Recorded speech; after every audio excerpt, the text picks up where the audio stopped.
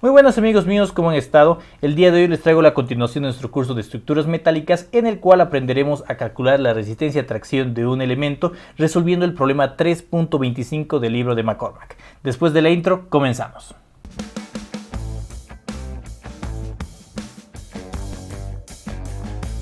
El problema 3.25 del texto de McCormack nos indica que nosotros tendremos un perfil de tipo angular. Este perfil será el perfil L de 7 por 4 por 1 medio, en el cual nosotros dispondremos esta disposición de uniones, donde las separaciones horizontales en las cuales se encontrarían los diferentes tornillos serían de 3 y 2 pulgadas. En cuanto a las dimensiones verticales, los espaciamientos que estaríamos manejando serían de 2 pulgadas y media, 3 pulgadas y 1 pulgada y media.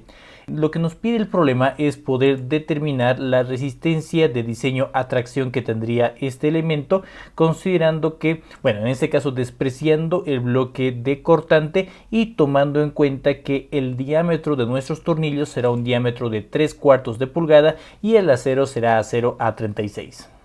La forma de proceder con este ejercicio es bastante sencilla. Inicialmente nosotros vamos a recordar en nuestros videos pasados que la resistencia última a tracción que estaríamos manejando va a ser el menor valor de estos dos. Por un lado tendríamos un factor de reducción de resistencia phi multiplicado por el esfuerzo de fluencia multiplicado por el área bruta. Esta expresión va a representar la posible falla por fluencia del área bruta.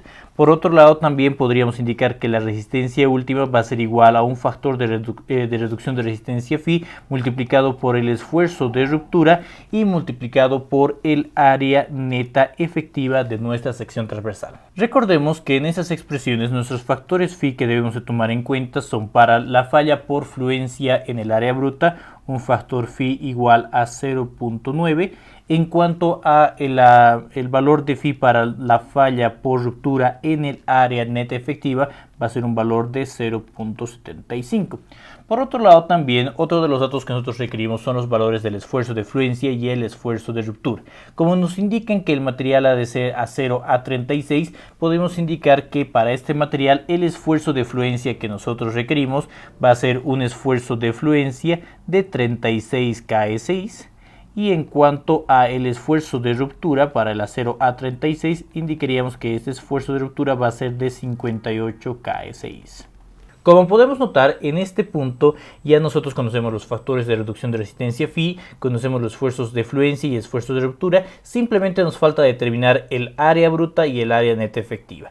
Esta área bruta es simplemente el área de la sección transversal que va a manejar este perfil, el perfil 7 por 4 por 1 medio, para lo cual voy a dirigirme a algunas de las tablas que nos permiten mostrar estas propiedades geométricas, en la cual, por ejemplo, nosotros podemos ver los valores de las áreas, las inercias en el eje X y también las correspondientes propiedades a lo largo de nuestro eje Y.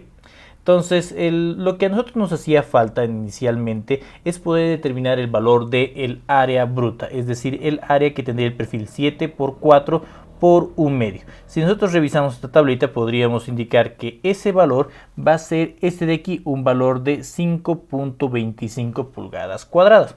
Entonces, este valor es el que nosotros vamos a considerar para nuestros futuros cálculos. Un valor de área bruta de 5.25 pulgadas cuadradas. Con este valor del área bruta estamos listos para poder calcular el área neta efectiva. Previo a esto, pero necesitamos calcular simplemente el área neta, para lo cual entonces nosotros vamos a considerar algunos posibles ejes o planos de falla, ¿ya? Por un lado, por ejemplo, yo voy a indicar que estaríamos manejando un plano de falla de este estilo, un plano de falla que estaría pasando por esta sección. Digamos que este va a ser el punto A, este será el punto B y este será el punto C. Esta sería una posible superficie de falla que podríamos llegar a considerar. Otra superficie de falla que también podemos tomar en cuenta sería una falla en la cual se va a generar en un plano inclinado, un plano en diagonal, pasando por el punto A, por el punto B y llegando hasta un punto D. De aquí bajaríamos hasta nuestro punto E. Yo voy a considerar estos dos posibles planos de falla, el plano de falla A, B, C y el plano de falla que vaya circulando por A, B, D y E. Para esto entonces podríamos decir que nuestra área neta que llegaríamos a manejar para el primer plano de falla, es decir, para el plano de falla que circule por las secciones A, B y C, va a ser igual a. Primero que nada debemos de considerar el área bruta, todo el área de la sección transversal. Esa área habíamos encontrado que tenía un valor de 5.25 pulgadas cuadradas. Vamos a anotarlo por acá, un valor de 5.25 pulgadas cuadradas. A este valor nosotros le vamos a restar la cantidad de agujeros que vayan a existir sobre la superficie de falla. Si nos fijamos, solamente va a existir un agujero, el agujero que se encuentra pasando por el punto B.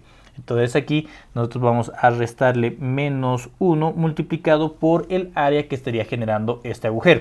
Recordemos que el diámetro de los tornillos iba a ser un diámetro de 3/4 de pulgada. Entonces aquí tenemos que considerar esos 3/4, pero incrementados con un valor de 1/8. Este 1/8 que se incorpora por la dimensión extra con la cual nosotros vamos realizando el agujero por razones de funcionamiento. Esto multiplicado por el espesor que va a tener nuestro perfil. Si recordamos, el perfil tiene unas dimensiones de 7 por 4 por 1/2 de espesor. Entonces vamos a multiplicar por este 1/2. Esto multiplicado por 1/2 será el valor del área que va a llegar a ocupar ese solo agujero. Entonces, si nosotros calculamos este valor de área neta, podríamos encontrar que esta área neta va a tener un valor de 4.81 pulgadas cuadradas. Vamos a realizar lo mismo para el otro plano de falla, el plano de falla ABDE, en el cual entonces diríamos que el área neta que estaríamos manejando a lo largo del plano de falla ABDE va a ser igual a el área bruta, el área de toda la sección transversal, un área de 5.25 pulgadas cuadradas, menos el número de agujeros que estaríamos manejando en esta superficie. En este caso tendríamos dos agujeros, es decir, los agujeros en el punto B y en el punto D. Entonces tenemos que restarle menos 2 multiplicado por los 3/4 del diámetro del tornillo más 1/8 extra por razones de funcionamiento, multiplicado por el espesor, un espesor de 1/2. Ahora, lo que hay que tener en cuenta cuando nosotros analizamos esto es que se debe de incorporar por cada uno de los tramos diagonales un término extra que sería simplemente la sumatoria de S al cuadrado sobre 4G, donde S, si recordemos, es el espaciamiento que tendríamos horizontal entre fila y fila de remaches y G es el gramil, el espaciamiento vertical. Entonces vamos a agregar ese término más el valor de S al cuadrado, la separación horizontal que existiría entre los puntos B y D, una separación de 2 elevado al cuadrado dividido entre 4G, 4 multiplicado por la distancia vertical que estaríamos manejando, una distancia de 3. Esta será la longitud que debemos de incorporar y naturalmente tenemos que multiplicar por su correspondiente espesor. Este espesor, como bien habíamos dicho, es un espesor de 1/2, el espesor de nuestro perfil. Esto multiplicado por 1/2 obtendríamos entonces un valor igual a 4.54 pulgadas cuadradas, que las vamos a anotar entonces en el cálculo del ejercicio. El último criterio que nosotros tenemos que tomar en cuenta para el cálculo de esta área neta nos lo da la norma y nos indica que esta área neta tiene que ser como mínimo el 85%, 0.85 del área bruta. Entonces podemos calcular un valor de 0.85 multiplicado por el área bruta de 5.25 y es de esta forma entonces que nosotros encontraríamos el valor de nuestra área neta por este tercer criterio, que va a ser un valor de 4.46 pulgadas cuadradas. Dentro de estos tres valores que nosotros hemos logrado determinar, podemos encontrar el valor de área neta definitiva, que va a ser el menor valor de estos tres. El área neta, en este caso, si revisamos 4.81, 4.54 y 4.46, vemos claramente que el menor es este último de 4.46. Por tanto, el área neta será 4.46 pulgadas cuadradas. Este valor nos va a servir para poder determinar el valor del área neta efectiva. Ahora bien, para poder calcular el valor del área efectiva, nosotros tenemos que multiplicar el valor del área neta por un factor de U, es decir, U multiplicado por AN. Entonces, si nosotros recordamos, podíamos recopilar este valor U utilizando esta tablita, en la cual nosotros teníamos para diferentes disposiciones de uniones, ecuaciones o valores de U, ¿no?, que debemos de utilizar. Para este caso en específico, nosotros tendríamos que centrarnos en este caso, en el caso en el cual nosotros estaríamos manejando un perfil de tipo angular, es decir, el caso 2. Para este caso 2 nos indican que debemos de utilizar esta expresión. La expresión de U va a ser igual a 1 menos X sobre L, donde X simplemente será el centroide en el cual se encontraría nuestra sección transversal, nuestro perfil, y L sería simplemente la longitud a través de la cual se va generando la unión. Habiendo explicado esto, entonces nosotros ya podemos calcular cuánto va a ser nuestro coeficiente U, para lo cual nosotros vamos a realizar un pequeño esquema de la unión que se está generando. En sección transversal nosotros tendríamos alguna plancha o algún otro perfil de este estilo. También tendríamos nuestra sección, la sección angular, de esta manera. Hay que tomar en cuenta que las longitudes que nosotros estamos manejando del perfil eran longitudes de un perfil de 7 por 4 por 1 medio. Para este caso, estos 7 por 4 por 1 medio se van a desglosar, vean, en la dirección de la unión. Tendríamos los 2 1 medio, 3 1 medio, es decir, una altura total de 7 pulgadas en esta dirección. Entonces, en la unión nosotros podríamos ver, de acuerdo al esquema que estoy generando, una disposición de esto en esa dirección. Acá tendríamos las 7 pulgadas, acá tendríamos las 4 pulgadas, y naturalmente en zigzag nosotros estaríamos manejando acá las diferentes uniones, ¿no?, en planos que se encontraban con pequeños desfases tanto en el eje X como en nuestro eje Y. Entonces, para el cálculo de nuestro factor U, habíamos indicado que este factor U va a poder ser determinado mediante la expresión 1 menos X sobre L, donde hay que tener cuidado de que este valor de X representará el centroide desde la posición de nuestra unión hasta nuestro perfil, es decir, esta distancia de acá. ¿De acuerdo? Ahora, si nosotros revisamos un poquito las tablas que estamos manejando, podemos revisar aquí en la parte superior que este X en realidad va a ser nuestro eje Y, ¿no?, en la dirección del eje Y. Ya que vean que el eje largo acá se encuentra dispuesto de esta manera, ¿no? Entonces, la distancia que nosotros estamos buscando es esta distancia de aquí, la distancia en la cual se va a encontrar nuestro centroide en el eje X. Entonces, esa distancia en el eje X la podemos ver en esta tabla de acá, ¿no?, que para el perfil de 7 por 4 por 1 medio va a tener un valor de 0.91. Es esta casilla de acá, un valor de 0.91. Esto es lo que yo voy a considerar entonces ya para el cálculo. Vamos a indicar que nuestro valor de X va a ser igual a 0.91. Por otro lado, también nos piden determinar cuánto va a ser la longitud de la unión. La longitud de la unión es toda la longitud en la cual se encontrarían nuestros diferentes tornillos, para lo cual entonces yo puedo revisar en la parte superior cuál es la disposición geométrica que estamos manejando. Fíjense que la longitud de la unión va a ser la longitud que nosotros tendríamos desde donde se encuentra el primer tornillo hasta donde se encuentra el último tornillo. Tenemos 1, 2, 3, 4, 5 espacios de 2 pulgadas. Tendríamos una longitud L de unión de 10 pulgadas. Con lo cual entonces nosotros, si nos vamos ya al final, podríamos indicar que la longitud L va a ser una longitud de 10. Con estos valores entonces ya puedo calcular nuestro coeficiente U, indicando que este coeficiente U va a ser igual a 1 menos 0.91 dividido entre 10. Y es de esta forma entonces que encontramos nuestro coeficiente U con un valor igual a 0.909. Con este valor de U de 0.909 nosotros estamos listos para poder ya determinar el valor del área efectiva. Habíamos dicho que el área efectiva va a ser igual a U multiplicado por el área neta.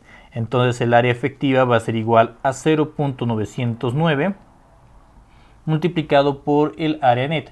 Que si recordamos, esta área neta nosotros habíamos calculado que tenía un valor de 4.46 pulgadas cuadradas. Eso es lo que vamos a incorporar por acá, un valor de 4.46 pulgadas cuadradas. y encontraríamos entonces el valor de nuestra área efectiva con un valor de 4.05 pulgadas cuadradas que vamos a considerar para la resistencia a nuestra ruptura de la área efectiva. Entonces comenzamos ya con el cálculo de nuestras resistencias. Por un lado teníamos la resistencia última generada por la afluencia del área bruta, que va a ser igual a un factor de reducción de resistencia por Fy multiplicado por el área bruta. Entonces acá podemos indicar que la resistencia última va a ser igual a 0.9 multiplicado por el esfuerzo de fluencia de 36 kSI y multiplicado por el área bruta, que si recordamos esta área bruta habíamos sacado de las tablitas, tenía un valor de 5.25 pulgadas cuadradas. Entonces vamos a anotarlo por acá, un valor de 5.25 pulgadas cuadradas. Es de esta forma que encontraríamos una primera resistencia que va a tener un valor de 170.1 kilolibras.